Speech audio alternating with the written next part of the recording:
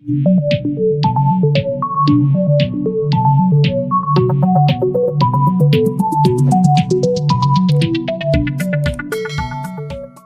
Students, how are you बच्चे? I hope all of you are good. तो आज का हमारा टॉपिक है बच्चे triangle law of vector addition. ठीक है, triangle law of vector addition. याद हो अगर आपको, हमने लास्ट वीडियो में, ठीक है, लास्ट वीडियो में हमने एडिशन ऑफ वेक्टर्स जो था उसको डिस्कस किया था। उसी का एक मेथड है, ठीक है, वेक्टर्स को ऐड करने का एक मेथड है triangle law of vector addition. ठीक है, अगर अभी तक आपने वो वाला वीडियो नहीं देखा है तो इधर आई बटन में आपको इधर इधर चलो देख लीजिए, मेरा ख्याल इधर होगा, आई बटन में आपको लिंक मिल जाएगा। ठीक है, वहां पे जाके आप उस वीडियो को देख सकते हो। ठीक है, तो थोड़ा सा आपको मैं रिमाइंड करवा देता हूं। जब भी हमें किन्हीं दो वेक्टर्स को ऐड करना है, ठीक है, तो हमें करना क्या होता है, जैसे मान लीजिए दो वेक्टर हैं हमारे पास, वेक्टर ए और वेक्टर बी। ठीक है, तो इनको ऐड करने के लिए हम क्या करते हैं, हम उनको एंड टू एंड ज्वाइन करेंगे। मतलब एक वेक्टर का जो हेड है वो दूसरे की टेल से जाके कोइंसाइड करना चाहिए। ठीक है, ये एक जनरल रूल है for addition of vectors. Okay, तो अगर दोनों को ऐड करें, ये है वेक्टर ए, ठीक है, और इसके साथ ही इसके हेड के साथ हम यहां पे टेल जो है वेक्टर बी की लगाएंगे। ठीक है, तो दोनों को मिला करके, ठीक है, ये बन गया हमारे पास वेक्टर ए प्लस बी। ठीक है, ऐसे ही अगर ये तो था जब दोनों सेम डायरेक्शन में है, अगर दोनों ऑपोजिट डायरेक्शन में हो, मान लीजिए वेक्टर बी जो है वो इस साइड है, ठीक है, तब भी सेम चीज होगी। ठीक है, सेम चीज हम करेंगे, लेकिन जनरल रूल वही रखना है हमें, इसके हेड को इसकी टेल के साथ कोइंसाइड करवाना है। तो इसकी टेल अब इस साइड को है, तो ये ऐसे बन जाएगा हमारे पास वेक्टर बी।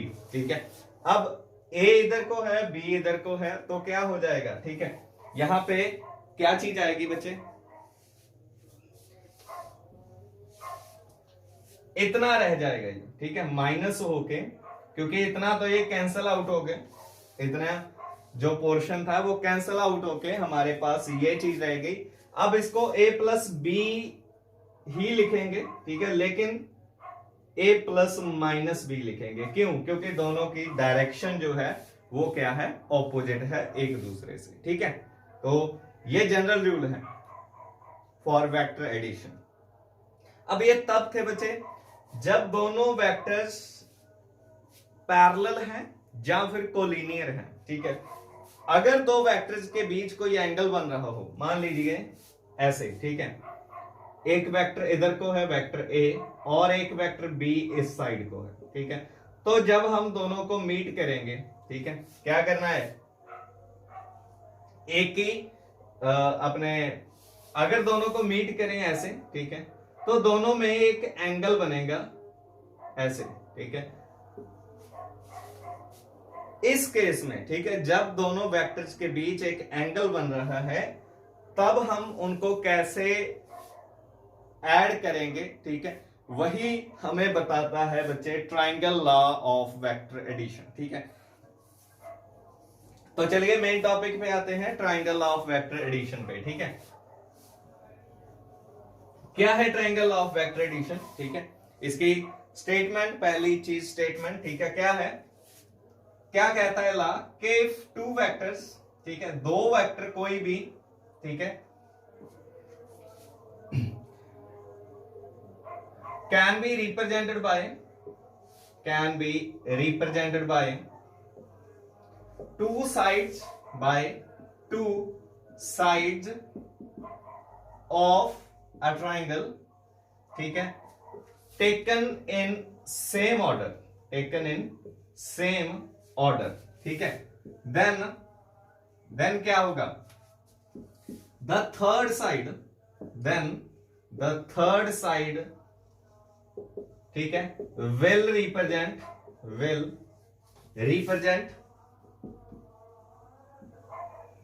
देयर रिजल्टेंट, ठीक है, but taken in opposite order, taken in opposite order, ठीक है। Now this is the statement, this is the statement of triangle law of vector addition, ठीक है। क्या है देखिए दोबारा से, अगर दो वेक्टर्स को हम रिप्रेजेंट कर pi by two sides of A triangle, ठीक है, अगर किसी ट्राइंगल की दो साइड से हम दो वेक्टर्स को रिप्रेजेंट कर रहे हैं जिनको हमें ऐड करना है, ठीक है, तो जो उस ट्राइंगल की बचे थर्ड साइड होगी, ठीक है, या क्लोजिंग साइड बोल सकते हो, थर्ड साइड क्या करेगी, थर्ड साइड उन दोनों वेक्टर्स का हमें रिजल्टेंट बताएगी, ठीक है, उनकी एडिशन बताएगी हमें। ये दोनों वेक्टर जो हैं सेम ऑर्डर में लेने हैं, ठीक है, लेकिन जो रिजल्टेंट है वो हमें ऑपोजिट ऑर्डर में लेना होता है, ठीक है। कैसे, अब सेम ऑर्डर ऑपोजिट ऑर्डर का मीनिंग क्या है देखिए इधर, ठीक है। मान लीजिए हमारे पास ये दो वेक्टर जो हैं बच्चे, एक है वेक्टर ए और दूसरा है हमारे पास वेक्टर बी, ठीक है, वेक्टर बी ऐसे, ठीक है।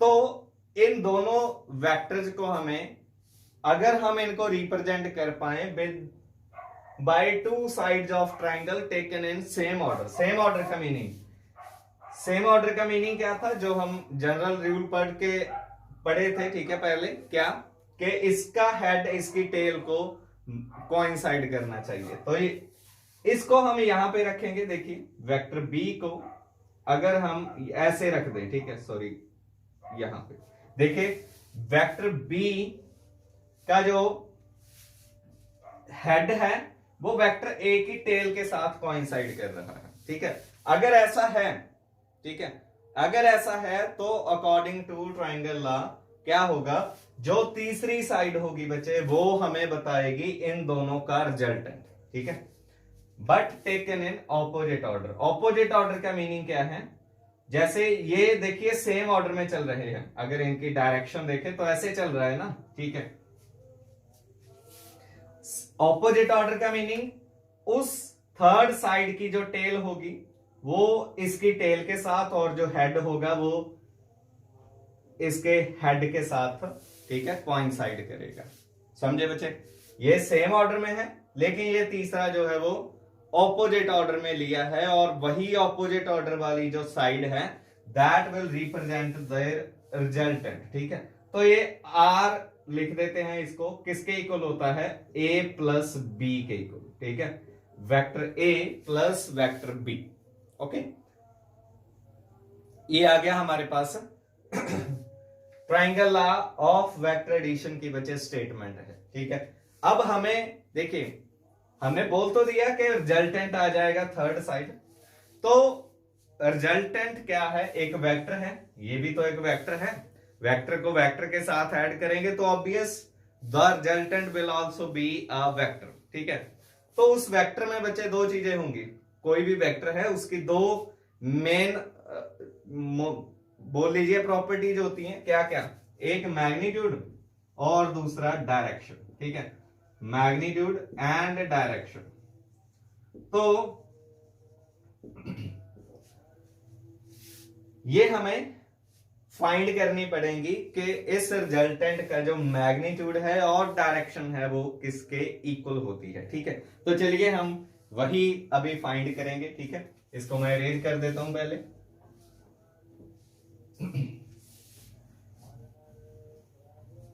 अगर आपको अभी भी कोई स्टेटमेंट में कंफ्यूजन है तो वीडियो को पीछे करके, ठीक है, आप दोबारा से स्टेटमेंट पहले समझ लीजिए अच्छे से, ठीक है, उसके बाद ही आपको ये चीज जो है वो पूरी तरह समझ में आएगी, ठीक है। तो अब देखिए, मान लीजिए हमने दो वेक्टर कंसीडर कर लिए बच्चे ऐसे, ये है मान लीजिए वेक्टर क्यू, या कोई भी ले लीजिए, नाम ही लेना है, ठीक है।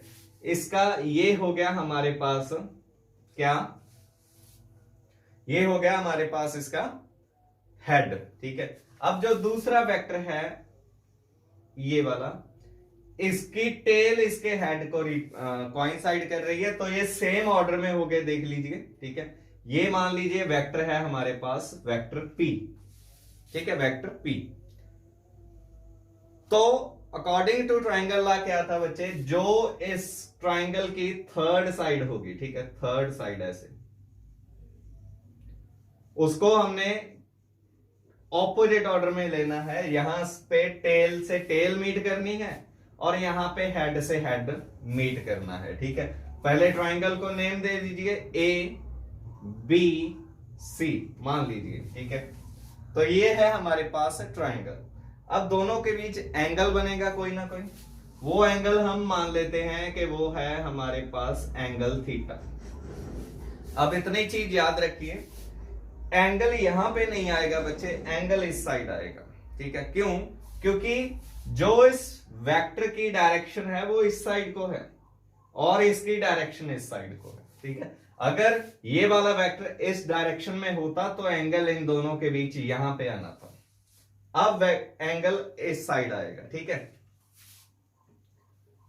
ओके बच्चे, तो यहां से हमें थोड़ी सी एक कंस्ट्रक्शन अपनी तरफ से करनी पड़ेगी। कौन सी कंस्ट्रक्शन है? यहां से हमें एक परपेंडिकुलर ड्रा करना है, ठीक है। We have to draw a perpendicular यहां पे, ठीक है। ये है एंगल 90 डिग्रीज और इस पॉइंट को आप नेम दे दीजिए डी, ठीक है, पॉइंट डी, ठीक है। तो ये इसको मैंने थोड़ा सा डॉटेड लगाया है। अब देखिए, इन ट्राइंगल BCD, ठीक है, BCD ट्राइंगल में पहले यहां पे एक चीज ये भी लिखनी है आपने, draw CD perpendicular to AC, ठीक है। AC के ऊपर हमें CD जो है, CD नहीं सॉरी BD जो है वो परपेंडिकुलर ड्रॉ करना है, ठीक है। अब देखिए इस ट्राइंगल में बच्चे, ठीक है, हमारे पास क्या आएगा, इस एंगल को नाम दे दीजिए थीटा, ठीक है। तो यहां से जो साइन थीटा है वो किसके इक्वल आएगा? देखिए साइन थीटा किसके इक्वल होता है? ये होता है हमारे पास परपेंडिकुलर ओवर हाइपोटेन्यूज। परपेंडिकुलर क्या है? BD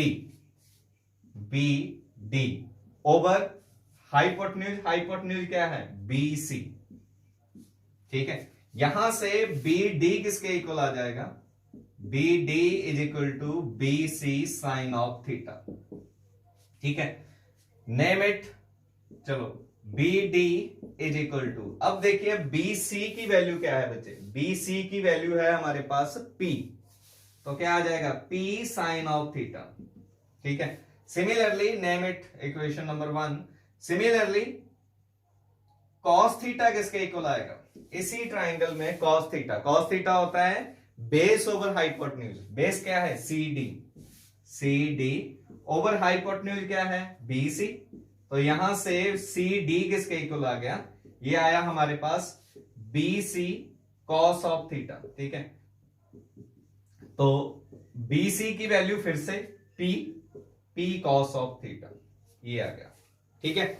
name it equation number 2, ठीक है।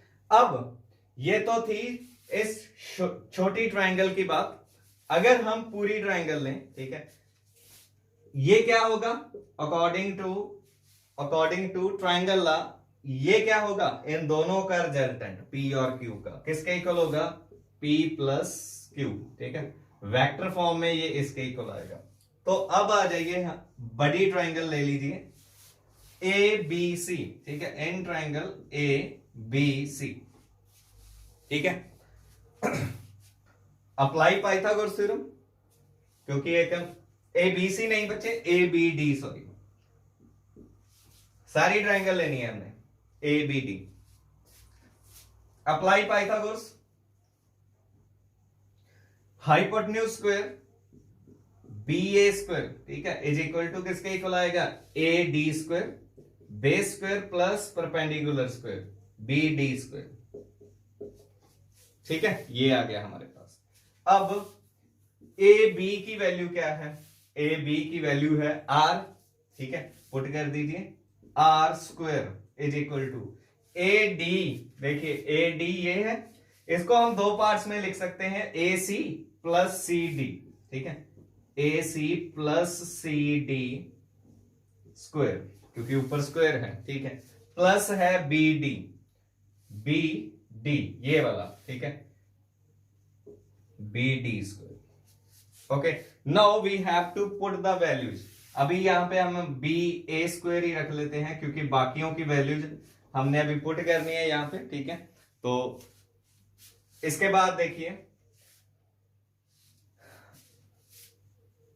बी डी की वैल्यू ये पड़ी हुई है, बी डी की वैल्यू क्या है, पी साइन थीटा, तो यहां पे पुट करेंगे P sine theta. Similarly C D की वैल्यू यहां पे सी डी की जगह पे पुट करेंगे हम पी कॉस थीटा, ठीक है। Let us put the values.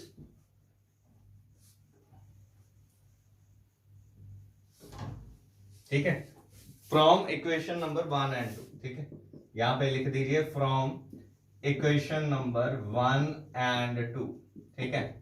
तो क्या आ जाएगा, ए बी स्क्वायर किसके इक्वल है, R K, R square is equal to A C की वैल्यू क्या है बच्चे, ए सी जो है वो है हमारे पास वेक्टर क्यू, ठीक है, क्यू प्लस सी डी की वैल्यू क्या थी, सी डी की वैल्यू क्या थी हमारे पास, ये था P cos theta, P cos theta, ऊपर आ जाएगा दोनों का whole square plus B D, B D की वैल्यू क्या आई थी, पी साइन थीटा स्क्वायर, ठीक है, ये थी हमारे पास।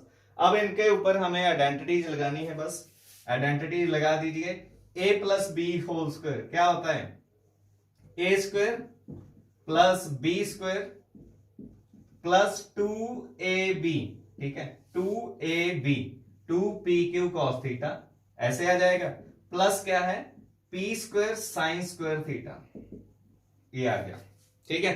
तो इसके बाद बचे इसको रीअरेंज कर लीजिए, सिंपलीफाई कर लीजिए बस, ठीक है, क्या आ जाएगा, R square is equal to, देखिए इन दोनों में, इन दोनों टर्म्स में p स्क्वायर कॉमन है, अंदर क्या रह जाएगा, sign square theta plus cos square theta, ठीक है। तो क्या आ गया, Q square plus P square, P square को कॉमन करके अंदर रख दिया हमने, sign square theta plus cos square theta, plus क्या आएगा, 2pq cos of theta, okay. तो इसके बाद बचे R square is equal to Q square plus P square, ठीक है। No sine square theta plus cos square theta as you all know is equals to 1, ठीक है, ये 1 के इक्वल होता है। तो क्या आ गया हमारे पास, 2p cos of pq cos of theta, ठीक है। तो ये है हमारे पास बचे, स्क्वायर हटा दीजिए, इधर क्या आ जाएगा, अंडर रूट बन जाएगा, p square plus Q square plus 2pq cos of theta, ठीक है।